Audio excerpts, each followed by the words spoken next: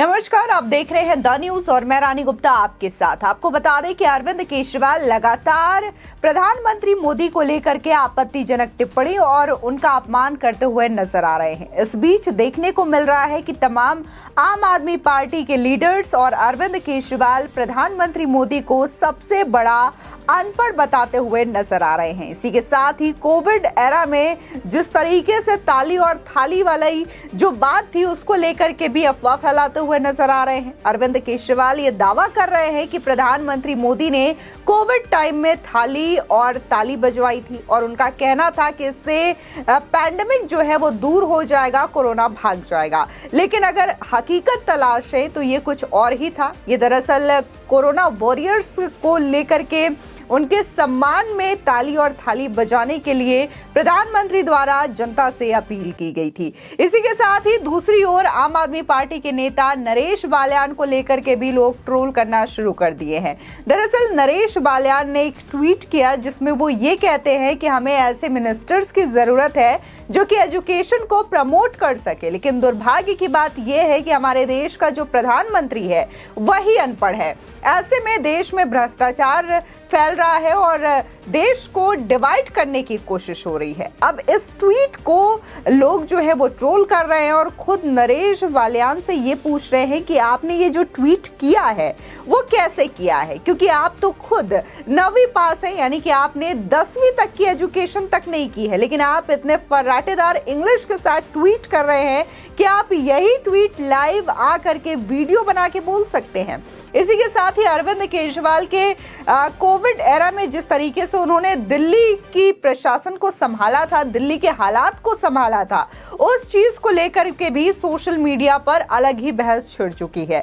लोगों का कहना यह है कि अरविंद केजरीवाल जहां आज प्रधानमंत्री को कोविड एरा को लेकर के कई सारी बातें कहते हुए नजर आ रहे हैं, झूठ फैलाते हुए नजर आ रहे हैं, लेकिन अरविंद केजरीवाल तो दिल्ली को संभालते हुए नजर नहीं आए थे, बल्कि दिल्ली के अंदर जो बहुत सारे लोग हैं, चाहे फिर वो अलग अलग स्टेट से आते हो, बिहार, उत्तर प्रदेश, उत्तराखंड, ऐसे तमाम लोगों को उन्होंने कोविड एरा में बाहर भेजने की कोशिश की थी और आनंद विहार तक उनकी बसें इन लोगों को छोड़ करके आती थी और उनका कहना था कि आप कोविड टाइम में दिल्ली में नहीं रह सकते। और यही नहीं, उन्होंने ऑक्सीजन को लेकर के झूठ फैलाया कि हमें सरकार ऑक्सीजन नहीं दे रही है, जबकि 4 गुना ज्यादा ऑक्सीजन की डिमांड अरविंद केजरीवाल के द्वारा की जाती थी। इसी के साथ ही जिस तरीके से दिल्ली की व्यवस्था को संभालने में केजरीवाल सरकार फेल हुई थी, तो इस चीज को लेकर के अरविंद केजरीवाल सरकार को हाई कोर्ट से फटकार तक लगी थी। लेकिन इन सब बातों को भुलाते हुए अरविंद केजरीवाल आज ये कह रहे हैं कि जो हमारे देश के प्रधानमंत्री है वो अनपढ़ है, उन्होंने शिक्षा पूरी नहीं की है, जिसकी वजह से नोटबंदी और तमाम चीजें उनके द्वारा की जाती है। इसी के साथ ही आपको बता दें कि बीजेपी के कई नेताओं ने अरविंद केजरीवाल और आम आदमी पार्टी पर जम करके तंज कसा है और उनका कहना है कि हर बार जो लोग प्रधानमंत्री मोदी का इस तरीके से अपमान करते हैं, जनता उन्हें माफ नहीं करती और इसका जो अंजाम है वो हर बार विपक्षी पार्टियां देखती हैं। इसके बावजूद प्रधानमंत्री मोदी की पर्सनल लाइफ को लेकर के, उनके पिता को लेकर के, उनकी माता को लेकर के इस तरीके से टिप्पणी करने से बाज नहीं आते। आपको बता दें कि हालांकि जिस तरीके से अरविंद केजरीवाल ये कह रहे हैं कि देश के जो प्रधानमंत्री है वो अनपढ़ है, लेकिन अगर हम बात करें 2014 से लेकर के 2023 का कार्यकाल जिस तरीके से प्रधानमंत्री मोदी ने संभाला है, तो ऐसे में भारत का डंका पूरी दुनिया में बजता हुआ नजर आ रहा है। आज अगर हम दुनिया भर के पॉपुलर लीडर्स की बात करें, चाहे वो सोशल मीडिया पर हो या फिर लोगों के जहन में हो, तो कहीं ना कहीं प्रधानमंत्री मोदी का नाम सबसे ऊपर आता है।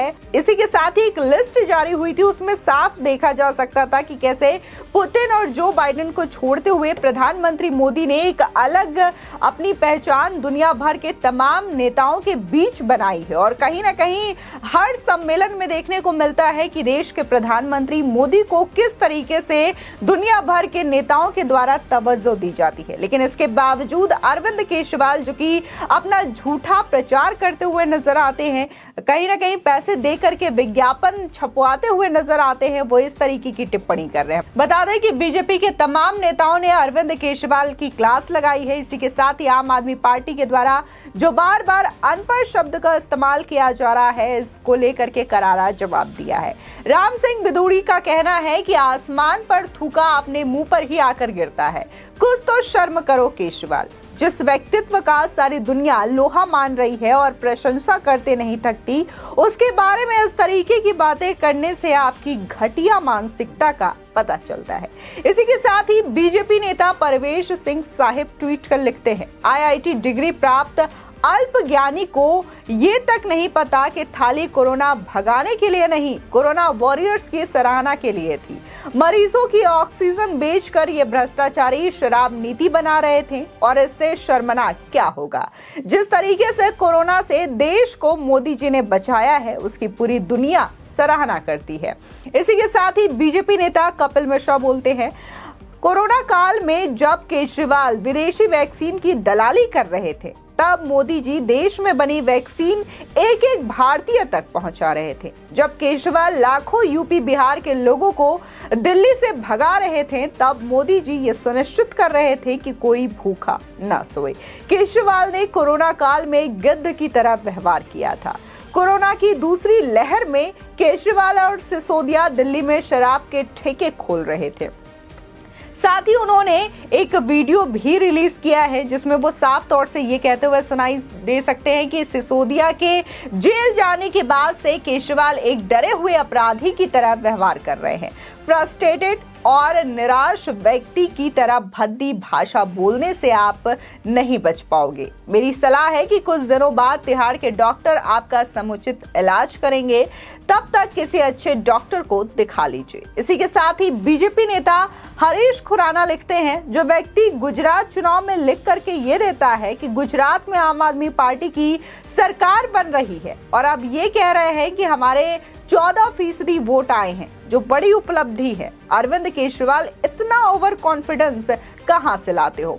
इसी के साथ ही बीजेपी नेता हर्षदीप मल्होत्रा लिखते हैं, केजरीवाल तुम और तुम्हारे पढ़े लिखे शिक्षा मंत्री जो कि दिल्ली की जनता को शराब पिलाकर मार रहे थे और मनीष शराब घोटाले के 10,000 करोड़ के भ्रष्टाचार में जेल में बंद हैं। दिल्ली को ऐसा जनद्रोही सीएम और शिक्षा मंत्री नहीं चाहिए, हमें कोरोना भगाने वाला पीएम मोदी चाहिए।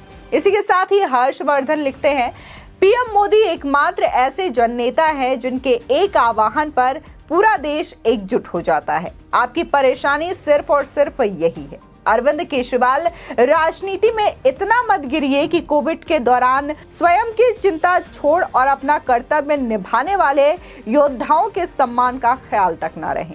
साथ ही उन्होंने अन्य ट्वीट में यह भी कहा कि कोरोना कालखंड में हर व्यक्ति अपने स्तर पर सेवा भाव में लगा हुआ था। कोरोना नियंत्रण रूपी राष्ट्रीय यज्ञ में हर देशवासी ने अपने सहयोग की आहुति दी। परिणाम स्वरूप भारत ने पूरे विश्व में एक मॉडल स्थापित किया। दुख की बात यह है कि कुछ लोगों को कोरोना पर काबू नहीं पाया। इसी के साथ ही बीजेपी के एमएलए हैं अजय महावर, ये लिखते हैं कि दुनिया का सबसे नकारा बिना विभाग का मुख्यमंत्री और बेहद शातिर सत्येंद्र जैन सिसोदिया को फंसाकर घड़ियाली आंसू बहाने वाले केजरीवाल से ऐसे घटिया बयानों की ही उम्मीद की जा सकती है। आपको बता दें कि तमाम जहां बीजेपी के लीडर्स के द्वारा ये कहा जा रहा है, तो वहीं जनता भी अरविंद केजरीवाल की क्लास लगाते हुए ट्विटर पर नजर आ सकती है। तमाम लोग अरविंद केजरीवाल को सबसे बड़ा झूठा और मक्कार साबित करते हुए नजर आ रहे हैं। उनका कहना है कि अरविंद केजरीवाल तो सबसे बड़े झूठे हैं क्योंकि उन्होंने ही अपने बच्चों की कसम खाई थी और उनका कहना था कि वो राजनीति में कभी भी नहीं आएंगे, लेकिन वो आज राजनीति में आए भी हैं और एक से एक झूठे बयानबाजी करते हुए भी दिखाई देते हैं। फिलहाल इस खबर को लेकर के आपकी क्या राय है, हमारे कमेंट सेक्शन में जरूर बताएं। आगे की और भी अपडेट के लिए चैनल को सब्सक्राइब करना ना भूलें।